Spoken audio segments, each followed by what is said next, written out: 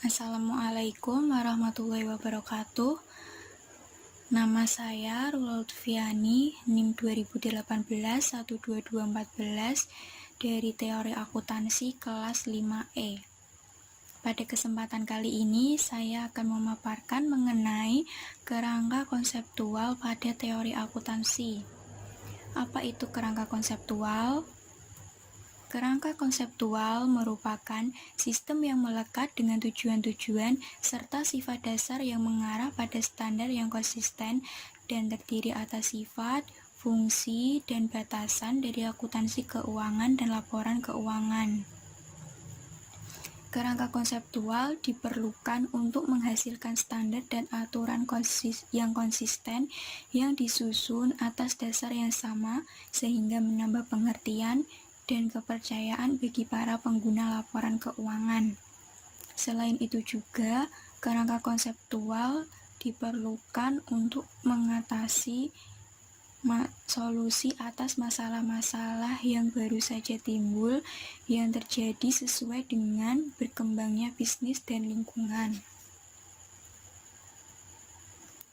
Kerangka konseptual memiliki 3 tingkatan. Pada tingkatan yang tinggi, kerangka konseptual menyatakan ruang lingkup dan tujuan pelaporan keuangan. Pada tingkatan yang selanjutnya, kerangka konseptual mengidentifikasi dan mendefinisikan karakteristik kualitatif dari informasi keuangan dan elemen laporan keuangan. Kemudian, pada tingkatan yang paling rendah atau yang disebut dengan tingkat operasional, kerangka konseptual berkaitan dengan prinsip-prinsip dan aturan-aturan yang digunakan dalam pengukuran dan pengakuan elemen laporan keuangan.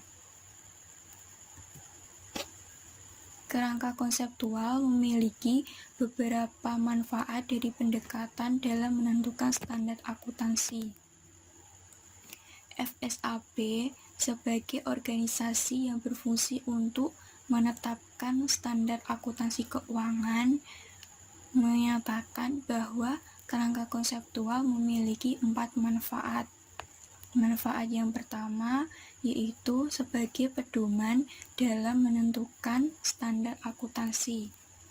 Kemudian manfaat yang kedua yaitu sebagai kerangka referensi untuk memecahkan masalah akuntansi apabila standar yang ada sekarang tidak mengatur isu yang baru muncul. Kemudian manfaat yang ketiga yaitu sebagai dasar membuat pertimbangan dalam menyajikan laporan keuangan. Dan manfaat yang terakhir untuk meningkatkan daya banding dengan cara mengurangi berbagai alternatif metode akuntansi yang ada. Perumusan kerangka konseptual.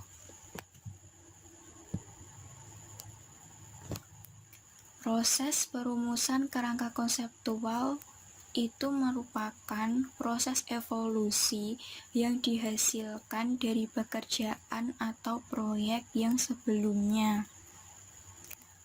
Pada perumusan kerangka konseptual ini memiliki 3 level. Level pertama yaitu tujuan dari pelaporan keuangan.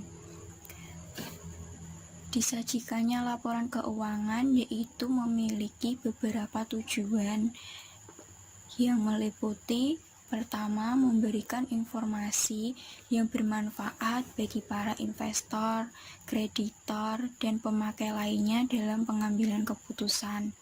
Kemudian, tujuan yang kedua yaitu memberikan informasi dalam menilai jumlah, pengakuan, dan ketidakpastian tentang penerimaan kas bersih yang berkaitan dengan perusahaan.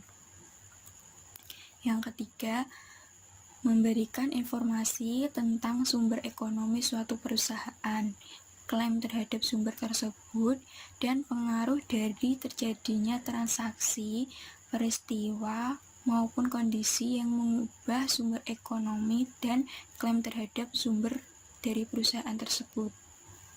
Kemudian, menyediakan informasi tentang hasil usaha suatu perusahaan selama satu periode tertentu.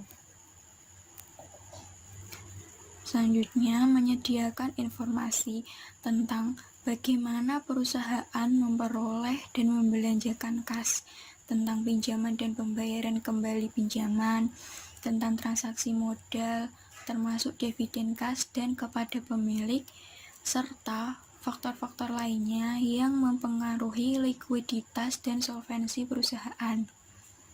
Tujuannya selanjutnya yaitu menyediakan informasi tentang bagaimana manajemen perusahaan mempertanggungjawabkan pengelolaan kepada pemilik atas pemakaian sumber ekonomi yang dipercayakan kepada manajemen. Kemudian, menyediakan informasi yang bermanfaat bagi manajer dan direktur sesuai kepentingan pemilik. Level yang kedua yaitu karakteristik kualitatif dan elemen laporan keuangan. Pada level kedua ini, konsep dasar yang mencakup karakteristik kualitatif informasi yang dihasilkan dan mendefinisikan elemen-elemen dalam laporan keuangan.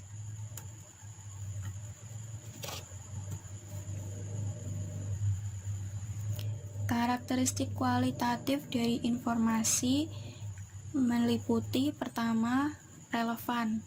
Relevan itu artinya informasi yang disajikan harus memiliki manfaat sesuai dengan tindakan yang akan dilakukan oleh pemakai laporan keuangan, yang dapat mempengaruhi keputusan manajer atau pemakai laporan keuangannya, sehingga informasi tersebut mampu mengubah atau mendukung harapan mereka tentang hasil-hasil atas konsekuensi dari tindakan yang diambil. Kedua, keandalan. Artinya, informasi yang disajikan menggambarkan secara wajar atau secara nyata keadaan dan peristiwa sesuai dengan kondisi yang sebenarnya. Dalam kerangka konseptual, agar memiliki keandalan, informasi tersebut harus dapat diuji kebenarannya, netral, dan menggambarkan keadaannya secara wajar sesuai peristiwa yang digambarkan. Yang ketiga, daya banding dan konfirmasi. Artinya, informasi tersebut dapat saling diperbandingkan dengan baik antar periode maupun antar perusahaan. Selain itu, informasi tersebut harus konsisten dalam proses penyajiannya. Yang keempat, pertimbangan cost benefit. Artinya, dalam penyajian informasi laporan keuangan, terlebih dahulu dibandingkan manfaat yang akan diperoleh dengan biaya yang akan timbul. Yang kelima, materialitas. Materialitas merupakan faktor penting yang harus dipertimbangkan dalam mengakui suatu informasi akuntansi. Penentuan tingkat materialitas itu diserahkan pada pertimbangan profesionalnya. Dan elemen laporan keuangan. Laporan keuangan memiliki elemen-elemen yang digunakan dalam pelaporannya, yaitu sebagai berikut. Yang pertama, aktiva atau aset. Aktiva adalah manfaat ekonomi yang mungkin terjadi di masa mendatang yang diperoleh atau dikendalikan oleh suatu entitas tertentu sebagai akibat transaksi atau peristiwa masa lalu. Yang kedua, hutang. Hutang atau liabilitas atau kewajiban perusahaan adalah pengorbanan manfaat ekonomi yang mungkin terjadi di masa mendatang yang berasal dari kewajiban sekarang suatu entitas untuk mentransfer aktiva atau aset atau menyerahkan jasa pada entitas lain di masa mendatang sebagai akibat transaksi masa lalu. Yang ketiga, ekuitas. Ekuitas atau modal adalah hak sisa atau aktiva suatu entitas setelah dikurangi dengan hutang. Yang keempat, ada investasi oleh pemilik. Investasi oleh pemilik adalah kenaikan neto suatu perusahaan yang berasal dari transfer dari entitas lain ke perusahaan tersebut atas sesuatu yang bernilai untuk memperoleh atau meningkatkan hak kepemilikan dalam perusahaan tersebut. Kemudian ada distribusi pada pemilik. Distribusi pada pemilik adalah penurunan aktiva neto suatu perusahaan yang berasal dari transfer aktiva, penyerahan jasa, atau penambahan hutang oleh perusahaan kepada pemilik. Kemudian ada laba komprehensif.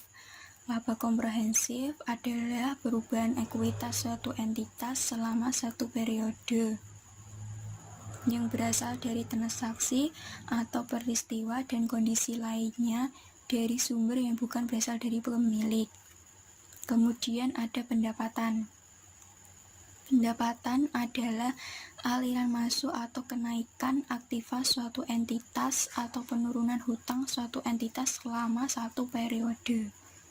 Biaya atau beban adalah aliran keluar kas atau pemakaian aktiva suatu entitas atau penambahan hutang suatu entitas selama satu periode.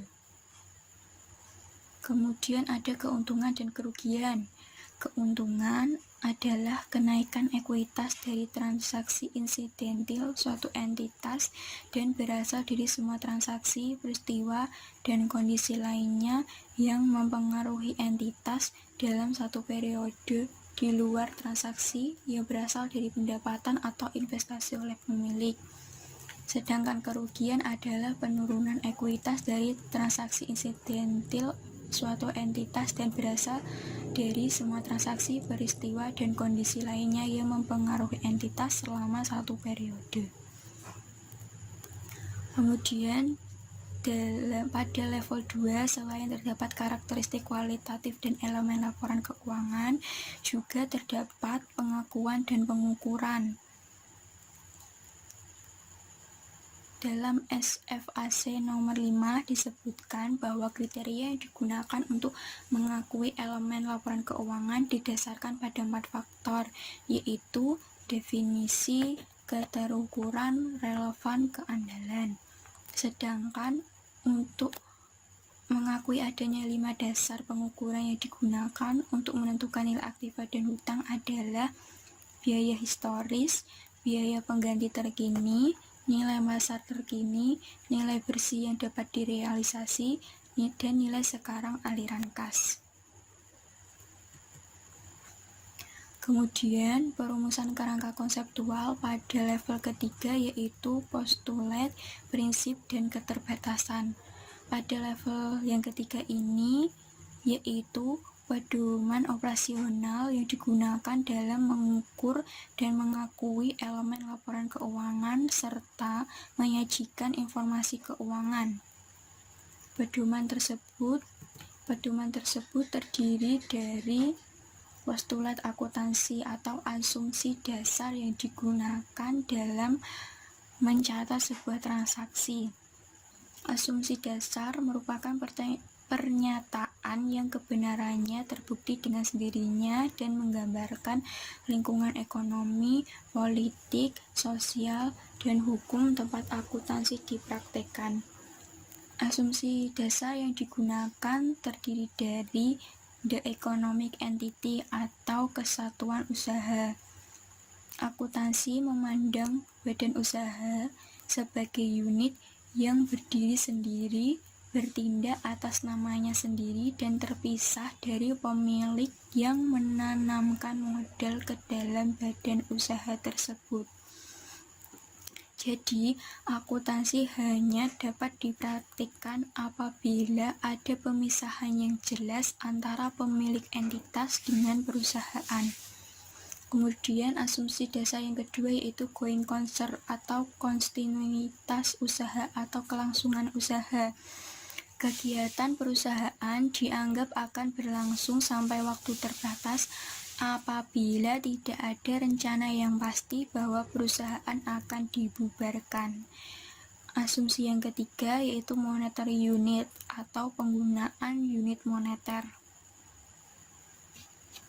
Semua transaksi yang terjadi dinyatakan dalam bentuk unit moneter pada saat terjadinya transaksi. Kemudian asumsi dasar yang keempat yaitu the accounting period postulate atau periodisasi pelaporan. Kegiatan perusahaan dianggap berjalan terus dari periode ke periode. Yang kedua, terdapat prinsip akuntansi. Prinsip akuntansi merupakan aturan yang dijadikan sebagai objek pengetahuan akuntansi dalam konteks teoritis dan menjadi landasan pengembangan teknik akuntansi. Prinsip akuntansi meliputi the historical cost principle atau harga pertukaran. Artinya, semua transaksi yang berkaitan dengan aset, hutang, modal, pendapatan, dan biaya atau beban dicatat menurut harga pertukaran pada tanggal terjadinya transaksi. Kemudian, prinsip yang kedua yaitu the revenue principle atau prinsip pendapatan. Prinsip pendapatan ini mengatur tentang jenis, komponen, pendapatan, pengukuran pendapatan, dan pengakuan pendapatan. Yang ketiga, the matching principle atau prinsip penandingan. Agar dapat ditentukan besarnya laba atau rugi, biaya harus ditandingkan dengan pendapatan pada periode yang sama. Ada 3 dasar penandingan, yaitu hubungan sebab akibat, alokasi sistematis, dan rasional, serta pembebanan segera. Kemudian prinsip akuntansi yang keempat yaitu the full disclosure principle. Jadi, laporan keuangan harus mampu menggambarkan secara akurat kejadian-kejadian ekonomi yang mempengaruhi perusahaan selama periode tertentu dan melaporkan informasi yang cukup sehingga laporan tersebut bermanfaat bagi investor dan tidak menyesatkan. Yang ketiga, terdapat batasan atau constraint. Dalam menyajikan informasi yang berkualitas tentunya terdapat kendala. Kendala itu antara lain cost-benefit relationship, yaitu biaya yang dikeluarkan untuk keperluan penyajian informasi akuntansi.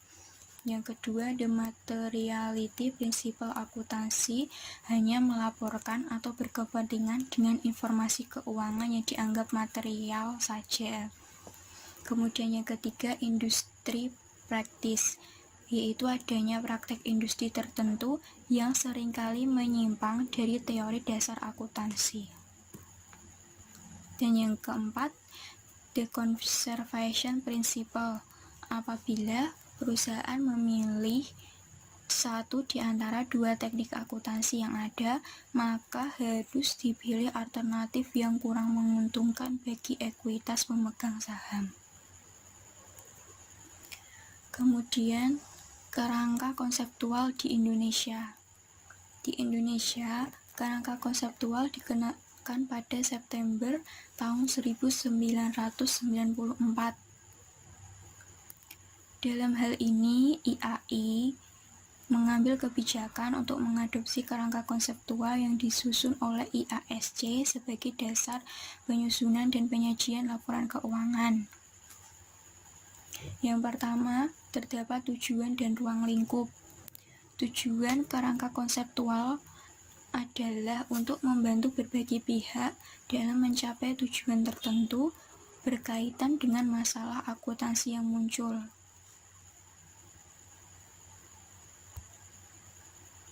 Ruang lingkup kerangka konseptual berisi pembahasan terhadap hal-hal yang berkaitan dengan yang pertama tujuan laporan keuangan, yang kedua karakteristik kualitatif dan elemen laporan keuangan, yang ketiga definisi, pengakuan dan pengukuran elemen-elemen laporan keuangan, dan yang keempat konsep model serta pemeliharaan model. Tujuan dan pemakai laporan keuangan. Pemakai laporan keuangan yang pertama yaitu investor. yang berkepentingan dengan resiko dan hasil dari investasi yang mereka lakukan. Mereka menggunakan informasi akuntansi untuk menentukan apakah mereka akan membeli, menahan, atau menjual investasi tersebut. Kemudian kreditor. Kreditor menggunakan informasi akuntansi untuk membantu mereka memutuskan apakah pinjaman dan bunganya dapat dibayar pada waktu jatuh tempo. Yang ketiga, pemasok. Pemasok menggunakan informasi untuk melunasi hutang-hutangnya pada saat jatuh tempo, untuk mengetahui kemampuannya dalam melunasi hutang-hutangnya pada saat jatuh tempo. Kemudian karyawan. Karyawan membutuhkan informasi mengenai stabilitas dan profitabilitas perusahaan dan kemampuan memberi passion dan kesempatan kerja. Kemudian pelanggan. Pelanggan berkepentingan dengan informasi tentang kelangsungan hidup perusahaan, terutama bagi mereka yang memiliki perjanjian jangka panjang dengan perusahaan. Dan pemakai yang terakhir yaitu pemerintah. Pemerintah berkepentingan dengan informasi untuk mengatur aktivitas perusahaan, menetapkan kebijakan pajak, dan untuk menyusun statistik pendapatan nasional dan lain-lain. Kemudian ada masyarakat. Masyarakat berkepentingan dengan informasi tentang kecenderungan dan perkembangan terakhir kemakmuran perusahaan serta berbagai aktivitas yang menyertainya. Asumsi dasar. Asumsi dasar yang digunakan dalam penyusunan dan penyajian laporan keuangan yang ada di Indonesia yaitu ada dua, dasar akrual dan kelangsungan hidup atau going concern. Berdasarkan dasar akrual, pengaruh peristiwa atau transaksi diukur dan diakui atau dicatat dalam laporan keuangan pada saat terjadinya, bukan pada saat diterima atau dikeluarkannya kas. Dengan asumsi ini diharapkan dapat memberikan informasi tentang masa lalu yang melibatkan penerimaan dan pembayaran kas serta kewajiban pembayaran kas di masa mendatang. Yang kedua yaitu kelangsungan hidup atau going concern. Perusahaan akan hidup terus dan akan melanjutkan usahanya di masa mendatang. Karakteristik kualitatif dan kendala informasi. Karakteristik kualitatif yang digunakan oleh IAI adalah dapat dipahami, relevan, keandalan, dan daya banding. Sementara kualitas keandalan ditentukan oleh faktor penyajiannya yang meliputi jujur, wajar, substansi, pertimbangan sehat, dan pengungkapan. Kemudian elemen laporan keuangan. IAI hanya mengakui 5 elemen laporan keuangan, yaitu aset atau aktiva, hutang atau kewajiban atau liabilitas, ekuitas atau modal, penghasilan atau pendapatan, beban atau biaya. Pengakuan dan pengukuran. Pengakuan merupakan proses pembentukan suatu pos yang memenuhi definisi elemen laporan keuangan serta kriteria pengakuan. Menurut IAI, pos yang memenuhi definisi elemen laporan keuangan harus diakui apabila yang pertama, ada kemungkinan bahwa manfaat ekonomi yang berkaitan dengan pos tersebut akan mengalir dari atau ke dalam perusahaan. Yang kedua, pos tersebut mempunyai nilai atau biaya yang dapat diukur dengan andal. Berbagai dasar pengukuran adalah yang pertama biaya historis, yang kedua biaya terkini, yang ketiga nilai realisasi, yang keempat nilai. Kritik terhadap kerangka konseptual. Terdapat dua pendekatan.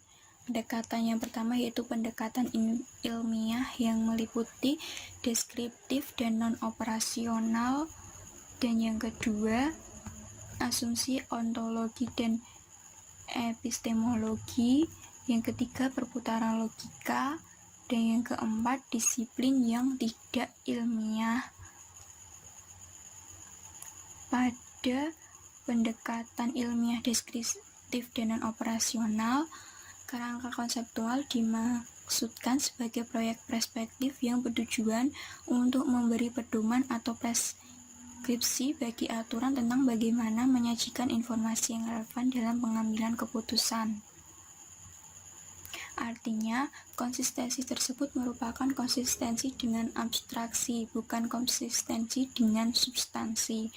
Pendekatan ini dapat menimbulkan masalah karena kerangka konseptual mungkin dianggap sebagai produk akhir, sehingga waktu dan usaha yang digunakan mungkin lebih baik diarahkan pada perbaikan gap dari pengetahuan substantif akuntan.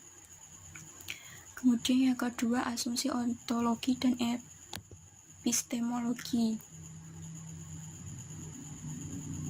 Dalam kerangka konseptual disebutkan bahwa akuntansi dimaksudkan untuk memberikan informasi yang objektif dan tidak bias kepada pemakainya. Realitasnya dipandang sebagai sesuatu yang dibentuk dan dipertahankan oleh praktisi sosial sehingga mengotori persepsi akuntansi terhadap realitas ekonomi. Yang ketiga, perputaran logika. Jika diperhatikan, kerangka konseptual FSAB kelihatan seperti mengikuti alur ilmiah, yaitu menghasilkan prinsip-prinsip dan praktik akuntansi dari suatu teori yang digeneralisasikan. Namun kenyataannya, kerangka konseptual tersebut gagal memenuhi kriteria pengujian. Kerangka konseptual tersebut lebih didasarkan pada perputaran logika yang tidak berujung pangkal dalam kerangka itu sendiri. Kemudian yang keempat, disiplin yang tidak ilmiah. Kerangka konseptual mungkin mengadopsi pendekatan ilmiah, akan tetapi pendekatan tersebut dipertanyakan jika akuntansi tidak memenuhi sains atau ilmiah. Pendekatan yang kedua yaitu melalui nilai profesional. Nilai profesional meliputi kerangka konseptual sebagai dokumen kebijakan. Sebagai seperangkat pengetahuan yang digeneralisasikan, kerangka konseptual gagal memenuhi pengujian ilmiah. Yang kedua, nilai profesional dan perlindungan diri atau self-preservation. Perlindungan diri memiliki arti pencarian terhadap kepentingan sendiri, sedangkan nilai profesional mengarah pada idealisme dan ketidakegoisan. Mampukah kerangka konseptual menyelesaikan semua masalah? Kerangka konseptual mungkin tidak mampu menyelesaikan semua masalah yang berkaitan dengan penentuan standar akuntansi. Beberapa masalah tersebut berkaitan dengan aspek pemilihan sosial. Kerangka konseptual IFRS. Tujuan pelaporan keuangan adalah memberikan informasi keuangan yang berguna bagi penyedia modal, revisi terhadap tujuan pelaporan keuangan, membatasi pada general purpose financial reporting. Sementara itu, karakteristik kualitatif informasi dibedakan menjadi dua jenis, yaitu fundamental kualitatif karakteristik dan enhancing kualitatif karakteristik. Dua jenis tersebut fokus utamanya terdapat pada decision usefulness, yaitu kemampuan untuk berdaya guna dalam pengambilan keputusan.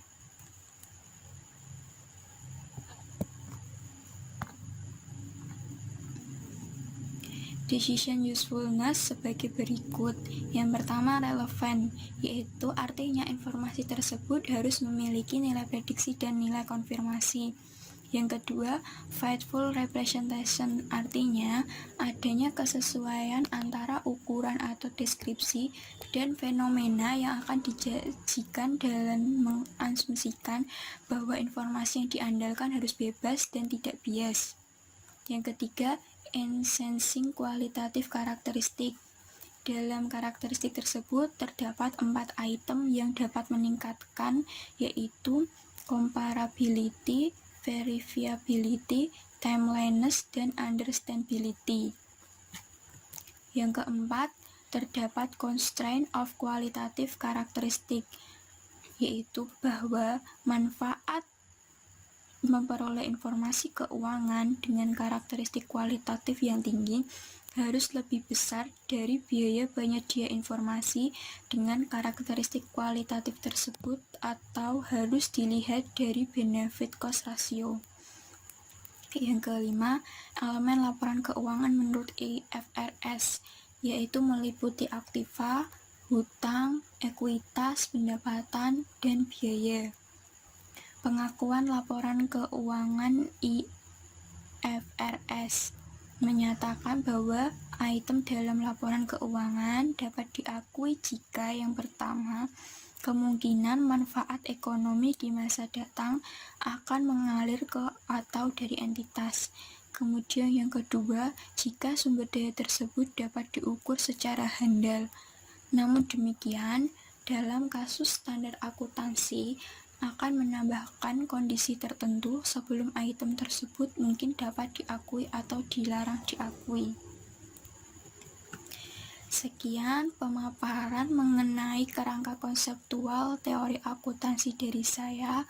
Mohon maaf apabila ada kesalahan. Terima kasih. Wassalamualaikum warahmatullahi wabarakatuh.